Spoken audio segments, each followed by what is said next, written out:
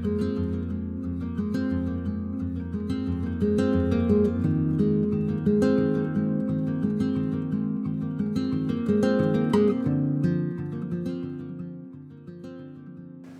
fellow trail travelers. It is Carrie and Katerina, and we are outside of Minturn, Colorado, also near Red Cliff, Colorado, and we are on a trail called McAllister Gulch. This is about 10 miles. It's rated like a 4.5. Should be pretty fun for us today. And the reason why we're here is we're just camping right down the street because tomorrow we're hitting Holy Cross, and it's only right up the road here. So we came out today on a Saturday, we decided to do this trail, and tomorrow is Holy Cross. So we're looking forward to that one with our friends Philip and Dana. Can't wait for them to get out here. But in the meantime, we're gonna go check this out because we've never done it before. So we're all aired down, we're packed up, we're ready to go. Let's hit McAllister Gulch. If there's a lot more of these aspens, this week could be a trail to remember for the fall. Yes.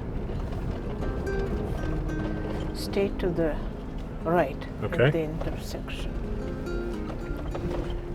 Now some of this area, mostly over here on the driver's side, the left-hand side here, or which would be the west side, this is historic military area, is what it says. And it says keep out due to asbestos danger. So there were buildings long time ago that were built here, a lot of asbestos insulation, and so kind of best to just keep your distance from anything that might be over there. Now, even the area that we're on was used for military training and things, so it's entirely possible you could find some old artifact or something, hopefully not like an old bomb or grenade that never went off. That wouldn't be too fun. But we're supposed to stick to the road, not go off hiking off to the sides. All of that is marked as off limits due to the asbestos risk. Okay, we've come to a Y intersection here, and you can see off to the right is a sign that says McAllister Gulch Road, and that is where we're heading. So off to the right we go. And this is definitely all of a sudden narrower, rockier, and less maintained than the road we were on. Maintained by Holy Cross four-wheelers. Nice.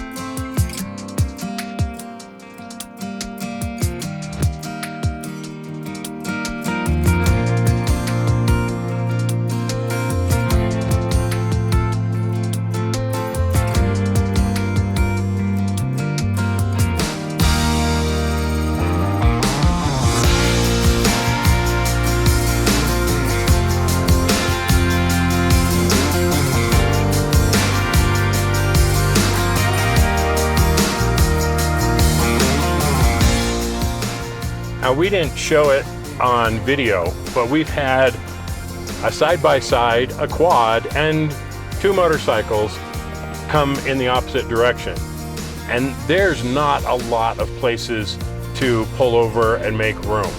So as you're driving through here, this is one of those places where you really need to keep track in the back of your head the last place that you could get over and make room for somebody, so that you know, if you need to back up, you can find a good spot to pull over.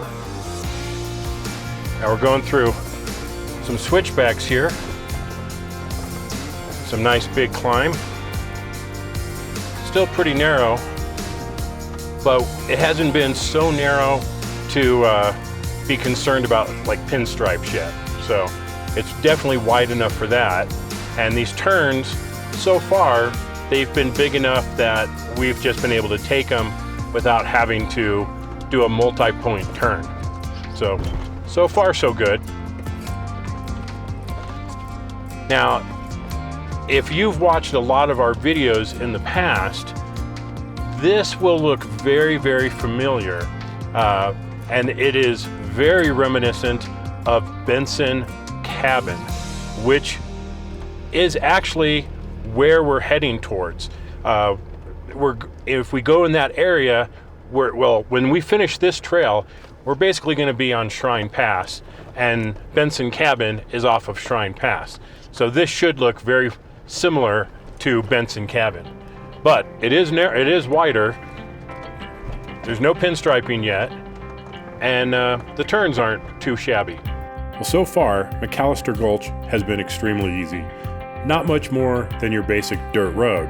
There are a few sections where it does get pretty steep on the climbs, and in those situations you might want to switch into 4-low just to make sure you don't lose too much power going up those hills.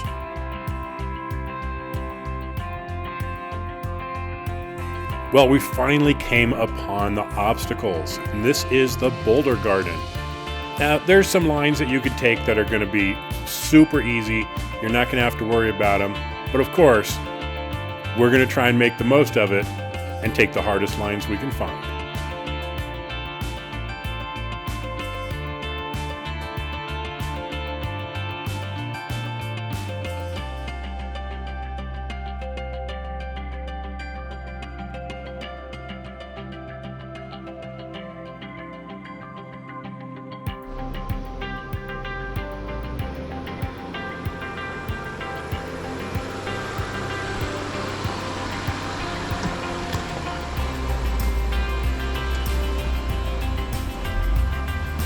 Now the left side is wide enough that you can just take the bypass, but I'm trying to come up on this and I realized I didn't have enough momentum. I should have got into it a little bit more. So instead of just sitting here or trying to back up, I'm just going to flip the lockers on and I should be able to climb right up this.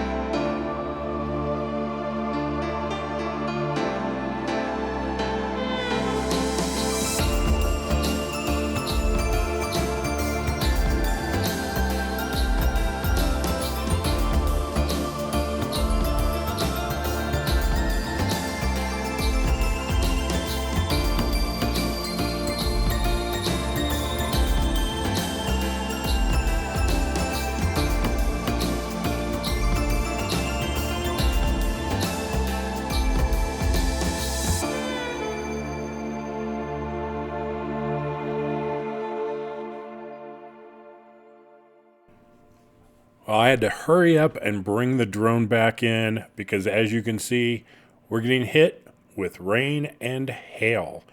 So just one of those crazy things. We got blue skies, but Mother Nature is throwing something at us. Now, a good portion of the trail is in the trees, but when it comes out and you have these big meadows that you can stop, just take a moment and enjoy these views because they are absolutely breathtaking. So every chance we get, we're taking a few moments to just enjoy what we're seeing. Well, we're back in the tree line area. There's been a few little descents here and there, nothing too crazy, but we're supposed to be coming up to the end of McAllister Gulch, right where the river is, and hopefully get out and hit Shrine Pass and get back to the campsite. So this is technically the end of McAllister Gulch. We've come all the way through here, and now if you look at Trails Off-Road, it says you can make a left here and go out to Shrine Pass. This has been closed for years, as far as I know, so there's no going out back this way. So you have two choices. You can turn around and go back out McAllister Pass, which, not bad. I mean, this has maybe one spot that makes it a 5 rating. Otherwise, you know, if you have, you know, in like a regular Jeep, if you're on 35s, you're not gonna have any problems through here. You know, a stock Jeep, you just gotta watch your lines in one spot and you'll cruise right through. Now, going this way on Road 747 is the continuation of Ptarmigan Pass. I know that's probably not how it's pronounced. I can't pronounce it. I'll put it right here, Ptarmigan Pass. That's where this came from in the past, and that's where we're gonna go to get back out. Now this is much higher rated, so we'll see. This is like a 12-12 or something. No, this is like a 5-6, I think. So we should be able to just cruise right through this, and we'll see how it goes. But let's finish up with Ptarmigan Pass. Yep, we got some big rocks here. Don't scratch. Don't scratch what? Jeep. On what? On that side. Okay. You were like 1 inch from those rocks. But I didn't hit them. Have I ever hit a rock? No. So why you asking what? That's why I was asking what, because I knew I was safe. Okay. This is interesting. Looks like at some point somebody tried to make the road a little bit better. Here is your water crossing. Yep, and we do have a water crossing here. Get mud. Well, Mud. compared to McAllister Gulch, this section here on Ptarmigan Pass is much narrower. So I would say there is a small possibility of pinstripes so far. It's a lot rougher of a road. We're going through more mud pits and things. Well, we're at, yeah, oh, here's our big water crossing. Oh boy. Oh, geez, that has got to be at least a 1/2 inch deep. Whoa, whoa. Okay, that was fun. Usually when Trails Off-Road says there's a water crossing, it's much more significant than a little trickle like that.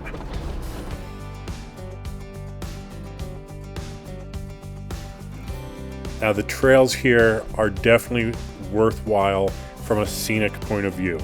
You have the woods, you have these open meadows, and this time of year they are just covered in wildflowers. Absolutely gorgeous. Now this section here, we have some really rocky section. It's not bad, but it is going to be a little rough going. A little clearance, they're going to be just fine.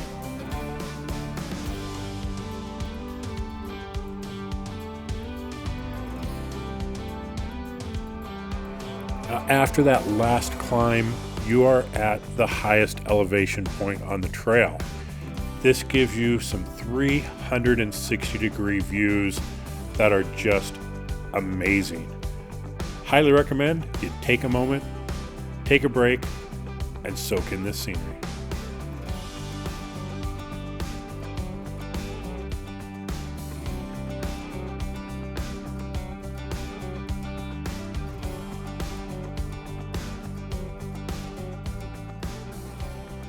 Well, we just finished up. We started off going up this road, which is McAllister Gulch, and we ended up coming down 702 here, which is, tell me if I'm pronouncing it right, Ptarmigan Pass.